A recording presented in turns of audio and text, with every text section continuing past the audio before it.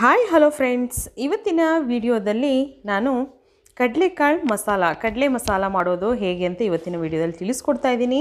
ತುಂಬ ರುಚಿಯಾಗಿ ಕೂಡ ನಾವು ಮಾಡ್ಕೋಬೋದು. ಇದನ್ನು ಒಂದು ಸಲ ನಾವು ಮಾಡಿದ್ರೆ ಮತ್ತೆ ಮತ್ತೆ ಇದನ್ನು ತಿನ್ನಬೇಕು ಅನಿಸುತ್ತೆ, ಅಷ್ಟು ರುಚಿಯಾಗಿ ಇರುತ್ತೆ. ಸೊ ಇವತ್ತು ನಾನು ತಿಳಿಸ್ತಿರೋ ಹಾಗೆ ನೀವು ಕಡಲೆ ಮಸಾಲನ ತುಂಬ ಈಸಿಯಾಗಿ ಮಾಡುವಂಥ ವಿಧಾನವನ್ನು ವಿಡಿಯೋದಲ್ಲಿ ನೋಡೋಣ ಬನ್ನಿ friends. Hi hello friends, welcome back to Aadya colourful. ನಾನು ಸುಮಾ. ಫ್ರೆಂಡ್ಸ್, ನಿಮಗೆ ನನ್ನ ವಿಡಿಯೋ ಇಷ್ಟ ಆದರೆ ಪ್ಲೀಸ್ ನನ್ನ ಚಾನಲ್ನ ಸಬ್ಸ್ಕ್ರೈಬ್ ಮಾಡ್ಕೊಳ್ಳಿ, ಹಾಗೆ ಲೈಕ್ ಮಾಡಿ, ಮತ್ತು ನಿಮ್ಮ ಫ್ರೆಂಡ್ಸ್ ಗ್ರೂಪಲ್ಲಿ ಆದಷ್ಟು ನನ್ನ ವಿಡಿಯೋನ ಶೇರ್ ಮಾಡಿ ಫ್ರೆಂಡ್ಸ್.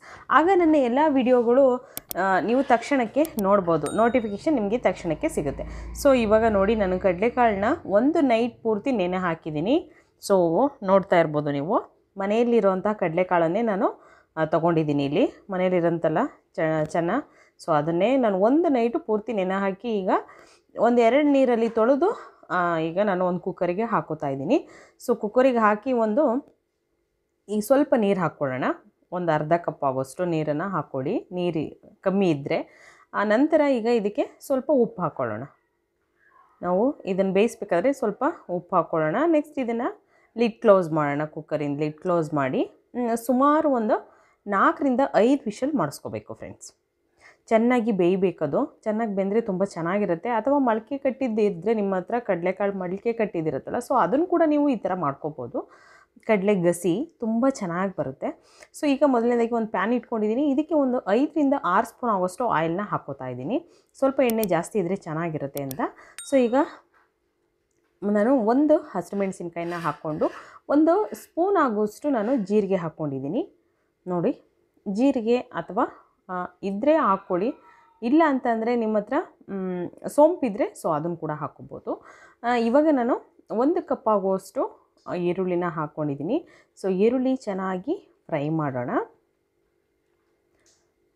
ಅದು ಚೆನ್ನಾಗಿ ಕಲರ್ ಚೇಂಜ್ ಆಗೋ ಹಾಗೆ ನಾವು ಫ್ರೈ ಮಾಡಬೇಕು. ನೋಡಿ, ಇಷ್ಟು ಕಲರ್ ಚೇಂಜ್ ಆದರೆ ಸಾಕು. ಈಗ ಇದ್ರ ಮೇಲೆ ಸ್ವಲ್ಪ ಕಸೂರಿ ಮೇಥಿ ಹಾಕೋಣ. ಕಸೂರಿ ಮೇಥಿ ಹಾಕೋದ್ರಿಂದ ಒಂದು ಒಳ್ಳೆ ಘಮ ಬರುತ್ತೆ ಮತ್ತು ಒಂದು ಒಳ್ಳೆ ಟೇಸ್ಟ್ ಕೂಡ ಸಿಗುತ್ತೆ. ನೋಡಿ, ಕಸೂರಿ ಮೇಥಿ ಇದ್ದರೆ ಹಾಕ್ಕೊಡಿ ಫ್ರೆಂಡ್ಸ್. ಎಲ್ಲ ಇಂಗ್ರೀಡಿಯೆಂಟ್ಸು ಕೆಲವ್ರ ಹತ್ರ ಇರಲ್ಲ. ಸೊ ಇಲ್ಲ ಅಂತಂದರೆ ಪರವಾಗಿಲ್ಲ, ಯಾವುದಿಲ್ವೋ ಅದನ್ನು ಬಿಟ್ಬಿಡಿ, ಇರೋದನ್ನು ಉಪಯೋಗಿಸಿ.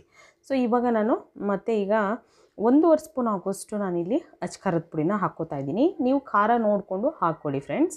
ಮತ್ತು 1 ಸ್ಪೂನ್ ಆಗೋಷ್ಟು ಧನಿಯಾ ಪೌಡರ್, ಅಂದರೆ ಕೊರಿಯಂಡರ್ ಪೌಡರ್ ಸಿಗುತ್ತಲ್ಲ, ಸೊ ಅದು. ಮತ್ತು ಒಂದು 1/4 ಸ್ಪೂನ್ ಆಗುವಷ್ಟು ಅರಿಶಿಣ ಹಾಕ್ಕೋತಾ ಇದ್ದೀನಿ. ಸೊ ಇಷ್ಟನ್ನು ಹಾಕಿ ಇವಾಗ ಮಿಕ್ಸ್ ಮಾಡ್ಕೊಳ್ಳೋಣ. ಈಗ ಇದಕ್ಕೊಂದು ಒಳ್ಳೆ ಮಿಕ್ಸ್ ಕೊಡೋಣ. ನೋಡಿ, ಸ್ವಲ್ಪ ನೀರು ಹಾಕ್ಕೊಳ್ಳೋಣ. ಈಗ ಚೆನ್ನಾಗಿ ಆವಾಗ ಮಸಾಲೆ ಎಲ್ಲ ಚೆನ್ನಾಗಿ ಹಿಡಿಯುತ್ತೆ. ಸೊ ಇದು ನೀರು ಹಾಕಿ ಮಿಕ್ಸ್ ಮಾಡಿ ಬೇಯೋದಕ್ಕೆ ಬಿಡೋಣ ಇದನ್ನು. ಈ ಕಡೆ ನಾವು ಮೊದಲಿಗೆ ಈಗ ಒಂದು ಜಾರ್ ತೊಗೊಂಡಿದ್ದೀನಿ. ಇದಕ್ಕೆ ನಾನು 1-2 ದೊಡ್ಡ ಟೊಮೊಟೊ ತೊಗೊಂಡಿದ್ದೀನಿ. ಸೊ ಕಟ್ ಮಾಡಿ ಇವಾಗ ಹಾಕ್ಕೊಳ್ತಾ ಇದ್ದೀನಿ ಒಂದು ಜಾರಿಗೆ. ಸೊ ಇದನ್ನು ಕ್ರೀಮಿಯಾಗಿ ಈಗ ರುಬ್ಕೊಂಬರೋಣ ನಾವು. ನೋಡಿ, ಈ ಥರ ಕ್ರೀಮಿಯಾಗಿ ಇರಬೇಕು. ಸೊ ಈಗ ಟೊಮೊಟೊ ಪ್ಯೂರಿ ರೆಡಿಯಾಗಿದೆ. ಸೊ ಈಗ ನೋಡಿ, ಇಲ್ಲಿ ನೀರು ಹಾಕಿದ್ವಲ್ಲ, ಸೊ ನೀರೆಲ್ಲ ಈಗ ಹಿಂಗಿದೆ, ಸ್ವಲ್ಪ ಆಯಿಲೆಲ್ಲ ಚೆನ್ನಾಗಿ ಬಿಟ್ಕೋತಾ ಇದೆ. ನೋಡ್ತಾ ಇದ್ದೀರಲ್ಲ, ಚೆನ್ನಾಗಿ ಬೇಯ್ತಾ ಇದೆ ಅದು. ಇವಾಗ ನಾವು ರುಬ್ಬಿರೋ ಅಂಥದ್ದನ್ನು ಕೂಡ ಮತ್ತೆ ಹಾಕ್ಕೋತಾ ಇದ್ದೀನಿ ನಾನು. ಟೊಮೊಟೊ ರುಬ್ಬಿದ್ವಲ್ಲ, ಟೊಮೊಟೊ ಪ್ಯೂರಿ ಇದೆಯಲ್ಲ, ಸೊ ಪ್ಯೂರಿನ ಈಗ ಹಾಕ್ಕೊಂಡು ಮಿಕ್ಸ್ ಮಾಡ್ಕೊಳ್ಳೋಣ. ನೋಡಿ, ಚೆನ್ನಾಗಿ ಹಿಂಗೆ ಮಿಕ್ಸ್ ಮಾಡ್ತಾ ಇರಬೇಕು. ನಂತರ ಈಗ ಸ್ವಲ್ಪ ರುಚಿಗೆ ತಕ್ಕಷ್ಟು ಉಪ್ಪನ್ನು ಹಾಕ್ಕೊಂಡಿದ್ದೀನಿ. ಉಪ್ಪು ಹಾಕ್ಕೊಂಡು ಮತ್ತು ಇದಕ್ಕೆ ಸ್ವಲ್ಪ ಗರಂ ಮಸಾಲ ಹಾಕ್ಕೊಳ್ಳೋಣ ಫ್ರೆಂಡ್ಸ್. ಜಾಸ್ತಿ ಯೂಸ್ ಮಾಡಲ್ಲ ನಾನು, ಯಾವುದೇ ಮಸಾಲೆಗಳನ್ನಾಗಲಿ ನಾನು ಸ್ವಲ್ಪ ಯೂಸ್ ಮಾಡ್ತೀನಿ. ನಿಮಗೆ ಸ್ವಲ್ಪ ಜಾಸ್ತಿ ಟೇಸ್ಟಿಯಾಗಿ ಬೇಕು ಅಂದರೆ ಇನ್ನೊಂದು ಸ್ವಲ್ಪ ಗರಂ ಮಸಾಲನ ಹಾಕ್ಕೊಳ್ಳಿ ಜಾಸ್ತಿನೇ. ನಂತರ ಅದು ಬೇಯ್ತಾ ಇರಲಿ. ಈ ಕಡೆ ನಾನು ಒಂದು ಬೌಲ್ಗೆ 1 ಕಪ್ ಆಗೋಷ್ಟು, 1 ಕಪ್ಪಿಗೆ ನಾನೀಗ 1 ಸ್ಪೂನ್ ಆಗುವಷ್ಟು ಕಡಲೆ ಹಿಟ್ಟನ್ನ ತೊಗೊಂಡಿದ್ದೀನಿ. 1 ಕಪ್ಪಲ್ಲಿ ನಾನು 1 ಸ್ಪೂನ್ ಆಗುವಷ್ಟು ಕಡಲೆ ಹಿಟ್ಟು, ಮತ್ತು ಇಲ್ಲಿ ಒಂದು 3ರಿಂದ 4 ಸ್ಪೂನ್ ಆಗುವಷ್ಟು ಮೊಸರನ್ನ ತೊಗೊಂಡಿದ್ದೀನಿ. ನೋಡಿ, ಮೊಸರು ಹಾಕ್ಕೊಂಡು ಈಗ ಮಿಕ್ಸ್ ಮಾಡ್ಕೊಳ್ಳೋಣ. ಇದನ್ನು ಈ ಗಂಟಿದೆಯಲ್ಲ ಮೊಸರಲ್ಲಿ, ಆ ಥರ ಯಾವುದೂ ಇರಬಾರ್ದು, ಫುಲ್ ಕ್ರೀಮಿ ಆಗಿರಬೇಕು. ಆ ಥರ ನಾವು ಮಿಕ್ಸ್ ಮಾಡ್ಕೋಬೇಕು. ಮಿಕ್ಸ್ ಮಾಡಿಕೊಂಡು ಈಗ ನಾನು ಗ್ರೇವಿಗೆ ಹಾಕ್ಕೋತಾ ಇದ್ದೀನಿ. ನೋಡಿ, ಕಡಲೆಕಾಳು ನಾವು ಗ್ರೇವಿ ಮಾಡ್ತಾಯಿದ್ದೀವಲ್ಲ, ಕರಿ ಅಥವಾ ಗ್ರೇವಿ ಏನಾದರೂ ಅನ್ಬೋದು ಇದನ್ನು. ಕಡಲೆಕಾಳು ಗಸಿ ಅಂತೂ ತುಂಬ ಚೆನ್ನಾಗಿ ಬರುತ್ತೆ. ಸೊ ಅದೇ ಟೈಪಲ್ಲಿ ನಾನು ಮಾಡ್ತಾ ಇರೋದು. ನೋಡಿ, ಈ ಥರ ಈಗ ಮಿಕ್ಸ್ ಮಾಡ್ಕೊಳ್ಳೋಣ. ನೋಡಿ, ಪೂರ್ತಿ ಅದು ಮೊಸರು ತುಪ್ಪದ ಥರ ಈಗ ಈ ಥರ ಎಣ್ಣೆ ಬಿಟ್ಕೋತಾ ಇರಬೇಕು. ಆವಾಗ ಕರೆಕ್ಟಾಗಿ ಅದು ಈ ಗ್ರೇವಿಗೆ ಹೊಂದ್ಕೊಂಡಿದೆ ಅಂತ.